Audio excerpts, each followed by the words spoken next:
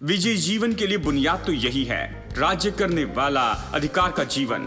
वो ये बुनियाद है कि मैं धर्मी हूं और परमेश्वर ने मुझे धर्मी बनाया है। परमेश्वर ने एक मनुष्य यीशु के द्वारा मुझे धर्मी बनाया है। मैं धर्मी हूं, मैंने धार्मिकता का वरदान पाया है और यही तो विजयी जीवन की शुरुआत की जगह होती है। Jesus, we enthrone you. We proclaim you are King. Standing here in the midst of us, we raise you up with our praise. And as we worship, build your throne. And as we worship, build your throne. And as we worship, build your throne. Come, Lord Jesus, and take your place.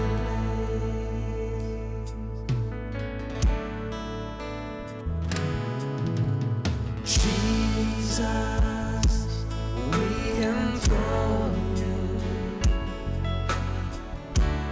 We proclaim you are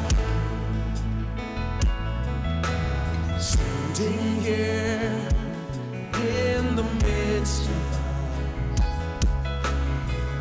We raise you up with our praise.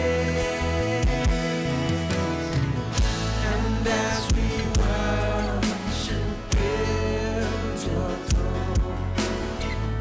And as we worship, build your throne. And as we worship, build your throne. Come, Lord Jesus, and take your. And as we worship, and as we worship, build your throne. And as we worship, build your throne. And as we worship, build your throne. Come, Lord Jesus, and take. Sing it one more time. As we worship, let's worship Him. And as we worship, build your throne. And as we worship, build your throne. And as we worship, build your throne. Come, Lord Jesus, and take your place.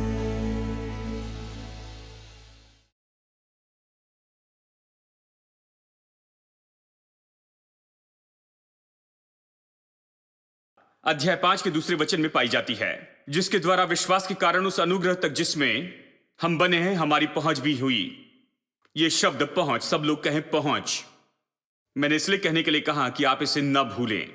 पहला है शांति, दूसरा है पहुंच। पहुंच धार्मिकता से आती है। अब पहुंच शब्द बहुत दिलचस्प है।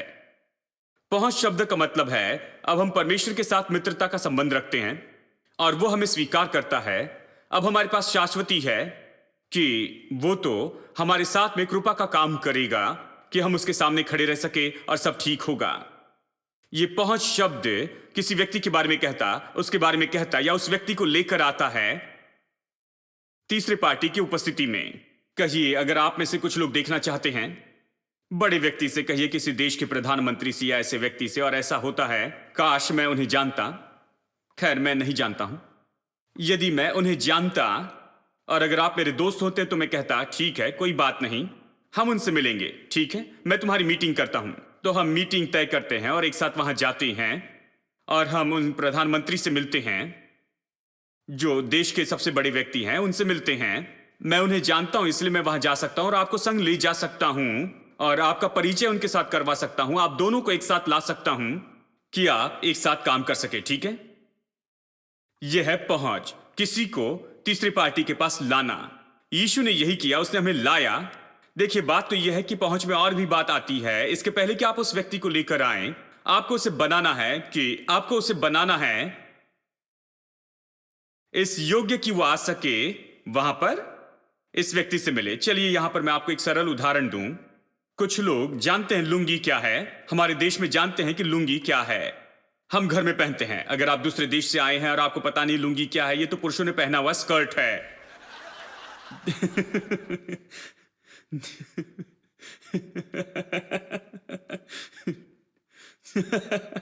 अब आप हंस रहे हैं, लेकिन देखिए विदेशों में इसके बारे में लोग ऐसे ही बातें करते हैं। वो पूछेंगे वो स्कर्ट कहां पर है। मेरे पास बहुत से स्कर्ट्स हैं। ये स्कर्ट है जो पुरुष पहनते हैं अपने घर में। जब आप पहनते हैं, ये तो घर में पहनने के लिए है कि आप घर में आराम से बैठ सकें। जब इसे पहनते हैं तो आपके पास अलग महसूसीकरण होता है, लगता है आप कहीं भी बैठ सकते हैं। आप मिट्टी के ऊपर बैठ सकते हैं, कचरे पर बैठ सकते हैं, कहीं भी बैठ सकते हैं। सड़क के किनारे आप कहीं भी बैठ सकते हैं, आपको कोई परवाह नहीं होती है, क्योंकि ये तो बस ऐसी कैजुअल, या कहिए कैजुअल से भी कम, बस ऐसे पहनने के लिए है। ये तो बस ऐसी मानो लुंगी यानी कुछ भी नहीं। कहीं भी बैठ सकते हैं। आपको ऐसा लगता है आप कहीं भी बैठने के लिए आजाद है, आप नहीं देखते हैं, आप बस ऐसे ही, आप परवाह नहीं करते कि क्या ये फट जाएगी या फिर ऐसे कुछ, या गंदी हो जाएगी। ये महसूसीकरण होता है। अब कुछ लोग ऐसे हैं जो लुंगी पर ही जीते हैं। अब लुंगी पहनना एक बात है, रात को लुंगी पहनना अलग बात है, लेकिन कुछ ऐसे लोग हैं जो बस लुंगी में ही जीते हैं। लुंगी और टी शर्ट पहनते हैं, वो पूरे गांव में जाते हैं, रिश्तेदारों से मिलते हैं, दोस्तों से मिलते हैं, मार्केट में जाते हैं, जाकर अपना काम करते हैं, खेतों में जाते हैं। लुंगी और टी शर्ट अगर वो पुराने हो जाते हैं तो दूसरे खरीदते हैं। बस लुंगी। अगर आप इस व्यक्ति को प्रधानमंत्री के पास लेकर जाए तो सबसे पहले आपको इसके कपड़े बदलने होंगे, ठीक है? क्योंकि आप प्रधानमंत्री के दफ्तर में ऐसे नहीं जा सकते हैं उस लुंगी और टी शर्ट के साथ में। आप उसकी ओर देखकर कहते हैं मैं आपको प्रधानमंत्री की ओर लेकर जाऊंगा, लेकिन आपको बदलना होगा। आपको अपने ऊपर से ये सब कुछ गोबर निकालना होगा। और आपको अच्छा साफ होना होगा, डिओड्रेंट लगाना होगा, और आपको ऐसा बनना होगा जिसमें से खुशबू आ सके। कपड़े इस्त्री करवाएं, कुछ नए कपड़े लें, धोती या कुछ ऐसा कुछ पहनने के लिए अच्छे कपड़े लें। आपको अच्छे दिखना होगा, नहीं तो फिर वो आपको उनके पास जाने नहीं देंगे। अगर हम जैसे वो हैं वैसे ही जाते हैं तो आपको तैयारी करनी पड़ती है। अब देखिए ये बात जुड़ी है एक व्यक्ति को दूसरे व्यक्ति के पास लाने में। अब देखिए यीशु ने क्या किया, जब उसने आकर हमें ढूंढा, उसने पाया कि हम इतने अयोग्य हैं, पाप में इतने डूबे हैं, और पाप के इतने कीचड़ में इस तरह से हम शर्म में डूबे हैं, हम उसमें डूबे थे। उसने हमें उठाया और उसने अपने बहुमूल्य लहू से हमें धोया और हमें धार्मिकता के वस्त्र दिए, ताकि वो हमें पिता के पास लेकर आ सके, कि वो हमें स्वर्गीय पिता के पास में लेकर आ सके। यानी ये जो लाना है, ये बस ऐसे खींचकर हमें वहां पर लाना नहीं है। उससे अपना लहू बहाना था, उसे हमें धोना था, उसे हमें शुद्ध करना था, उसे हमें कपड़े देने थे अपनी धार्मिकता के। इसलिए कि जब परमेश्वर हमें देखता है तो हमें कुछ अलग न देखने पाए, जैसे वो यीशु को देखता है उससे अलग। हम तो यीशु के जैसे ही हैं परमेश्वर की दृष्टि में। वो हमें ऐसे परमेश्वर के पास लाता है, और यही तो पहुंच में जुड़ा होता है। पहुंच के बारे में एक और बात तो ये है, ये पहुंच कब तक अच्छी होती है। अब कहिए कि मैं आपको प्रधानमंत्री के पास ले जाता हूं, वो 5 मिनट देते हैं, उससे ज्यादा नहीं। वो कहते हैं बस 5 मिनट है, संक्षिप्त में सब कुछ बताना, हम निपट लेंगे, 5 मिनट है बस, और ज्यादा समय नहीं। आप वहां पर जाते हैं, बस 5 मिनट है, और बाहर आते हैं, और फिर पता नहीं कब मिलेंगे। शायद अगले साल या 5 साल बाद, या जीवन में केवल एक बार आप उन्हें मिल सकते हैं, ठीक है? लेकिन मैं आपको यह बताऊं, परमेश्वर के साथ यहां पर पहुंच जो शब्द उपयोग किया गया है वो ऐसा है, यह कहता है जिसके द्वारा विश्वास के कारण उस अनुग्रह तक जिसमें हम बने हैं, हम खड़े हैं। जो लोग यहां पर ग्रामर और इन बातों का अध्ययन करते हैं वो हमें बताते हैं कि इसका मतलब है कि हमारी पहुंच है, और ये पहुंच केवल कुछ ही समय के लिए या कभी कभार की नहीं। ये तो परमेश्वर के साथ हमेशा की हमारी पहुंच है। किसी भी समय आप परमेश्वर के पास आ सकते हैं, हमेशा की पहुंच है। देखिए यह अद्भुत है, क्योंकि वो हमारा स्वर्गीय पिता है। हम पिता के पास आते हैं वैसे उसके पास आते हैं। कई साल पहले जब मैं पढ़ाई के लिए गया संसार के दूसरे भाग में, वहां पर सब कुछ बिल्कुल अलग था। जानते हैं, वहां पर बहुत सी समस्याएं थी, तलाक हो रहे थे, और परिवार जो थे वो टूट रहे थे, उस समय की बात है। और यहां मैंने कुछ ज्यादा नहीं देखा था, मैं केवल 20 साल का था। मैं उसे नहीं जानता था और मैं वहां उन लड़कों के साथ घूमता था। और ये दिलचस्प बात थी क्योंकि उनमें से कुछ लोग जब भी क्रिसमस का समय आता तो वो फोन करते अपने माता और पिता को, क्योंकि वो अलग हो चुके थे, अपने मार्ग पर चले गए थे, दूसरी बार उन्होंने शादी की थी, अलग अलग जगह पर गए, तो वो फोन करके पूछते कि क्या वो अभी घर में आ सकते हैं। कई बार उनके लिए सहूलियत का नहीं होता कि अपने बच्चे को घर में ले जाएं या फिर उनका बेटा क्रिसमस के समय वहां पर उनके घर में आए, क्योंकि अलग योजनाएं होती थी। उनकी शादी हो चुकी थी या कहीं जा रहे हैं या उनके घर में कोई और है, कुछ है, तो वो उन्हें बताते, हाँ जानते हो इस क्रिसमस में तुम घर नहीं आ सकते हो। और ये तो सच में, देखिए उस समय मैं जवान था और इन बातों को मैंने कभी नहीं देखा था और इससे मैं बहुत परेशान हो गया। मुझे याद है मैंने एक जवान भाई से कहा जो मेरे साथ में रहता था, मैंने कहा देखो, अगर मैं पिता के घर में जाना चाहता हूं, मैं प्लेन में बैठकर सीधा वहां पर चले जाता, उनका दरवाजा खटखटाता, मेरे माता पिता वहां पर होंगे। देखिए, मैं सोच भी नहीं सकता था कि उन्हें फोन करके पूछूं कि क्या मैं क्रिसमस के समय घर आ सकता हूं। वो वहां पर होंगे, देखिए। और देखिए, मैं तो सच में उसके लिए दुख महसूस कर रहा था। वो इससे निपट रहे थे, उन्हें पता नहीं था कि यहां जाए या फिर वहां पर जाएं, माँ के घर जाए या पिता के घर में जाए, इन सवालों में वो घिरा था। लेकिन अब हमारे देश में देखिए, ये एक बड़ी समस्या हो गई है। बहुत से लोग अपने जीवन में मुश्किलों से जा रहे हैं। बहुत से घर ऐसे हो गए हैं, टूटे हुए घर की परिस्थिति है और बहुत से बच्चे बिल्कुल अभी ऐसे ही तो परिस्थिति में हैं। बहुत साल बाद जब मैं अपने देश को देखता हूं और जानते यहां पर जो परिस्थिति है, ये तो बिल्कुल बिल्कुल ऐसी ही हो गई है।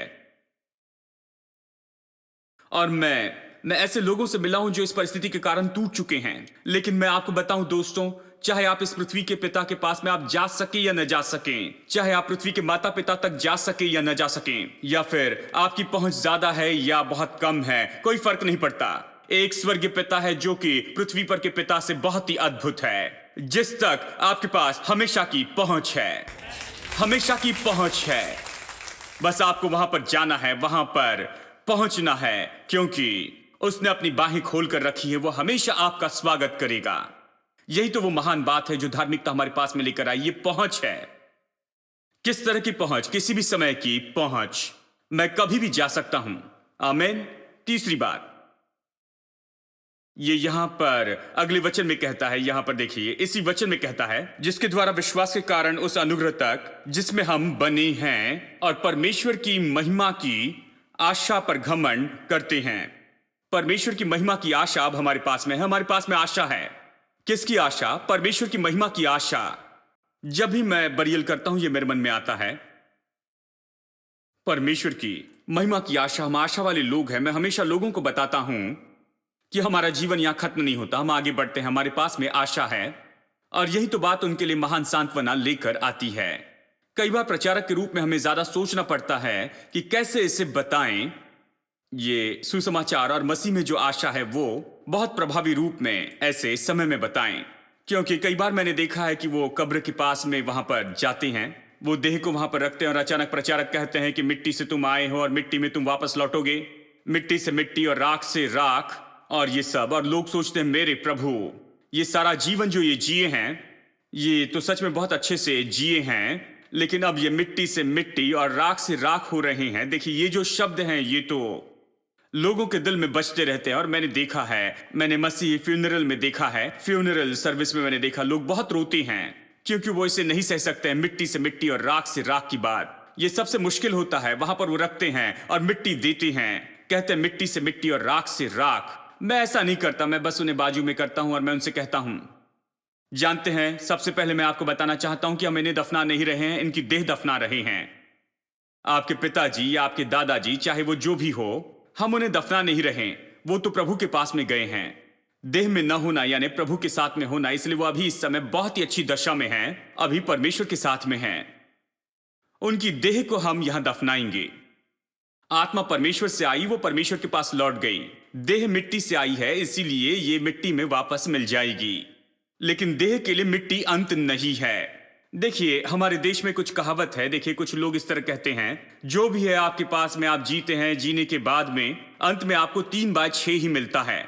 उनका मतलब है 3 फीट चौड़ा और 6 फीट गहरा, आपको यही मिलता है। अब कुछ विश्वासियों ने इसे बाइबल के वचन के रूप में ले लिया है। मैं सोचता हूं विश्वासी लोग जो है बाइबल नहीं पढ़ते हैं, वो बस इस कहावत और इन बातों को सुनते हैं और वो सोचते हैं बाइबल में है। हाँ, जैसे एक भाई ने पूछा, वो वचन कहाँ है? शादियां स्वर्ग में बनी होती हैं। मसीह व्यक्ति, वो वचन कहाँ है पास्टर? शादी स्वर्ग में बनी है। मैंने कहा आपको मिल जाए तो मुझे बताना।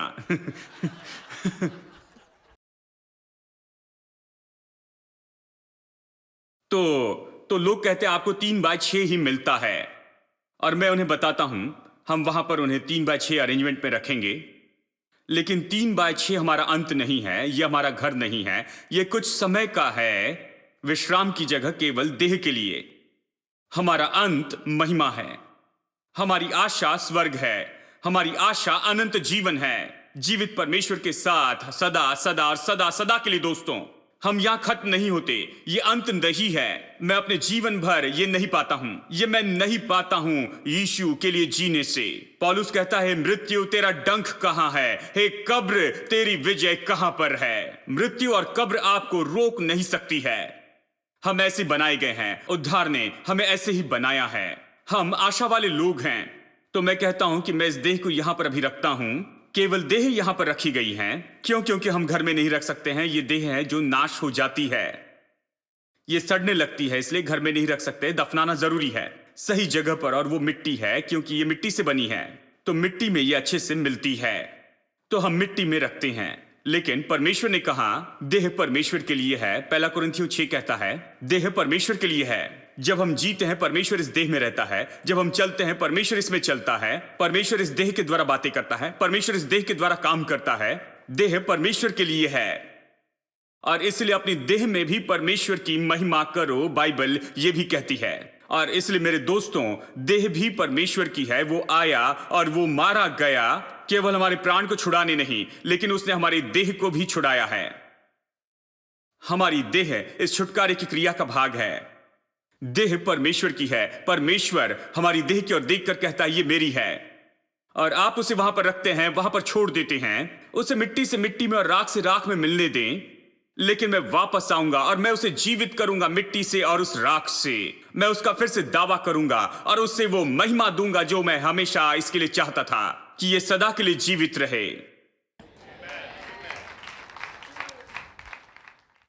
बहुत से लोग उसे वहीं पर छोड़ देते हैं, 2-3 दिन तक रोते हैं, उसके बाद में सब कुछ भूल जाते हैं। अच्छा, उस पर विजय पाते हैं, लेकिन कई बार वो उससे भूल जाते हैं। लेकिन मैं बताऊं, वो है जो कभी नहीं भूलता है। उसे याद है वो देह कहां पर है। वो कहता है मैं प्रधान दूत के गूंज के साथ में आऊंगा और तुरही फूकी जाएंगी, और जो मसीह में मरे हैं वो पहले जी उठेंगे और आकाश में प्रभु से मिलेंगे। परमेश्वर ने ये एजेंडा और प्रोग्राम रखा है। मैं बताऊं, कोई कारण नहीं है कि वो इसे क्यों नहीं करेगा। वो इसे करेगा। वो तुरही फूकी जाएगी, यीशु वहां पर प्रधान दूतों के साथ में आएगा, और इस संसार की जो कब्रें हैं वो खुल जाएगी, और जो मसीह यीशु में मरे हैं वो पहले जी उठेंगे और वो उसके साथ में जुड़ जाएंगे। उन्हें नई देह दी जाएगी, महिमा में देह है, ऐसी बीमार जो बीमार नहीं होती, जो कभी नहीं मरेगी, और वो सदा के लिए प्रभु के साथ रहेगी। परमेश्वर इस देह का दावा करेगा।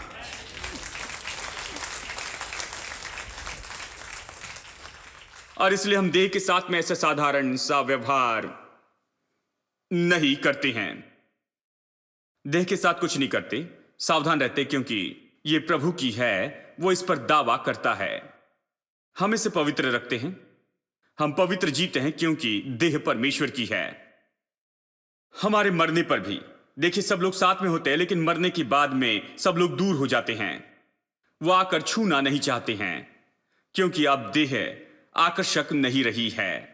लेकिन प्रभु कहता है ये देह मेरी है, मैं इसे वो महिमा दूंगा जो मैं हमेशा इसे देना चाहता था, और वो इसे देगा। मेरे दोस्तों, वो हमारा प्रभु है। ये तो परमेश्वर की महिमा की आशा है, इसके बारे में कहता है।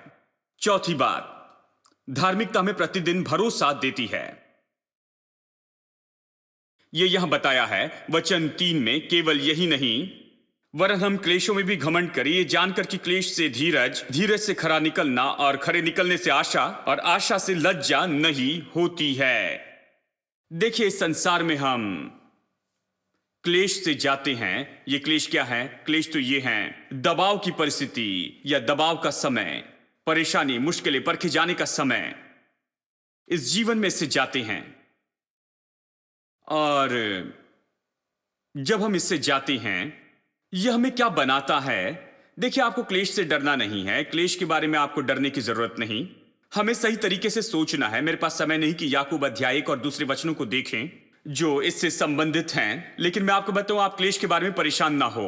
जब क्लेश आता है, जब संकट आता है, समस्या आती है, तो याद रखें कि आप मसीह यीशु में परमेश्वर की धार्मिकता है, परमेश्वर के साथ शांति उस तक पहुंच है। आप इस दृष्टिकोण से जीवन की संकट से निपटते हैं कि आपके पास परमेश्वर के साथ शांति और पहुंच है। परमेश्वर आपका मित्र है, आप किसी भी समय उसके पास जा सकते हैं। इस तरह अपने क्लेशों से आप निपटते हैं।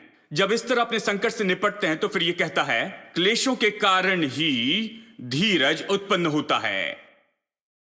हम तुरंत वाले संसार में हैं। इंस्टेंट कॉफी, इंस्टेंट रसम, तुरंत डोसा, तुरंत गुलाब जामुन। देखिए, सब कुछ तुरंत है, राह देखने की जरूरत नहीं। सब कुछ बिल्कुल ऐसे ही है। हां, लेकिन परमेश्वर असली है। देखिए, प्रभु कहता है, मैं चाहता हूं तुम सफल हो, तुम विजय पाओ। हां, लेकिन तुम्हें धीरज भी रखना है, आपको बनाना है इस बहुत ही अद्भुत स्वभाव को। यह गुण जिसे धीरज कहते हैं, यह आपको उत्तम व्यक्ति बनाएगा कि आप इन्हें ऐसे नहीं छोड़ेंगे क्योंकि यह काम नहीं करता है, और इसलिए आप उसे तुरंत नहीं छोड़ेंगे क्योंकि जिस तरह से आपने सोचा था इसने वैसे काम नहीं किया है, और आप तुरंत ही नहीं बदलते हैं जब भी कुछ सही नहीं हो। ऐसे लोग कुछ भी नहीं पाते हैं। लोग जिनमें विश्वास और धीरज है प्रभु की प्रतिज्ञाओं को पाते हैं। बाइबल कहती है केवल धीरज और विश्वास। कई बार इसके लिए समय लगता है, कुछ भी सेवकाई में भी कुछ समय लगता है। यहां पर आकर शुरू किया, कुछ समय लगा, विश्वास कीजिए कुछ समय लगा, राह देखनी पड़ी, काम और काम करते रहना पड़ा, और ये कभी व्यर्थ नहीं गया। जिस समय में आप काम करते हैं ये कभी व्यर्थ नहीं होता है, वो आपको बेहतर व्यक्ति बनाता है। आप बहुत ही धीरज वाले व्यक्ति होते हैं, डटे रहते हैं, सहने वाले व्यक्ति हो जाते हैं। आप मजबूत व्यक्ति होते हैं, अपने विश्वास को नहीं छोड़ते हैं, अपनी अपेक्षा को आप नहीं छोड़ते हैं। आप तो वहां पर निराश नहीं होते, हिम्मत नहीं हारते हैं, वहां पर डटे रहते हैं, और जो भी पाना चाहते हैं उसे आप पा लेते हैं। यह आपके लिए अच्छा है, यह आपको अच्छा व्यक्ति बनाता है। कितने लोग सोचते हैं यह आपको अच्छा व्यक्ति बनाता है? तो अपने क्लेश का उपयोग करें कि आप एक बेहतर व्यक्ति हो जाएं। परमेश्वर आप में धीरज लेकर आए तो क्लेश धीरज लाता है, और धीरज यहां पर खरा निकलना लाता है। खरा निकलना सही शब्द नहीं है, सही विचार नहीं देता है। सहमत होना एक और शब्द है, सहमति देना ये एक अच्छा शब्द है, किसी ने बताया। सहमति देना मतलब किसे परखा गया और उसे पाया कि अच्छा है, ये इसीलिए है, ठीक है। और फिर पांचवी बात ये कहता है कि परमेश्वर का प्रेम हमारे दिल में उंडेला गया है, पवित्र आत्मा के द्वारा जो हमें दिया गया है। सरल शब्दों में कहते हैं, परमेश्वर अपना प्रेम आप में उंडेलता है। एक भाई ने इस तरह से अनुवाद किया और मुझे ये पसंद है, क्योंकि जब ये कहता है परमेश्वर का प्रेम उंडेला गया है तो इसका मतलब क्या है? मुझे असली चाहिए, सारी मजबूत बातें चाहिए। और उन्होंने इस तरह से कहा, परमेश्वर का प्रेम आपके दिल में उंडेला गया है, इसका मतलब ये है, यहां पर इस तरह से शाश्वती उंडेली जाती है कि परमेश्वर आपसे प्रेम करता है बहुत ज्यादा। हमें बस यही तो चाहिए। प्रभु हमसे प्रेम करता है, लेकिन वो अपना प्रेम हम पर कैसे उंडेलता है? ये कहता है ये उंडेला जाना, यानी ये शाश्वती उंडेली जानी है कि परमेश्वर हमसे प्रेम करता है। क्या आप जानते हैं परमेश्वर आपसे प्रेम करता है? मैं बताऊं, बहुत से लोगों के लिए आज उनकी बहुत सी समस्याएं और परेशानी चली जाएगी यदि वो विश्वास करे कि परमेश्वर उनसे प्रेम करता है, इस संसार में बाकी सारी चीजों से बढ़कर। शाश्वती है प्रभु हमसे प्रेम करता है, यह अद्भुत शाश्वती है मेरे दोस्तों, जब आप जानते हैं परमेश्वर आपसे प्रेम करता है। और अंत में वचन 17, क्योंकि जब एक मनुष्य के अपराध के कारण मृत्यु ने राज किया तो बहुतायत से, सब लोग कहे बहुतायत से, यह राज्य और बहुत ज्यादा यह आया है। जब एक मनुष्य के अपराध के कारण मृत्यु ने एक ही के द्वारा राज्य किया है, तो जो लोग अनुग्रह और धर्मरूपी वरदान बहुतायत से पाते हैं, यानी धार्मिकता का वरदान पाते हैं। कितने लोगों ने धार्मिकता का वरदान पाया है? ठीक है, जो लोग अनुग्रह और धर्मरूपी वरदान बहुतायत से पाते हैं, वो उस एक के द्वारा जीवन में राज्य करेंगे, यीशु मसीह के द्वारा।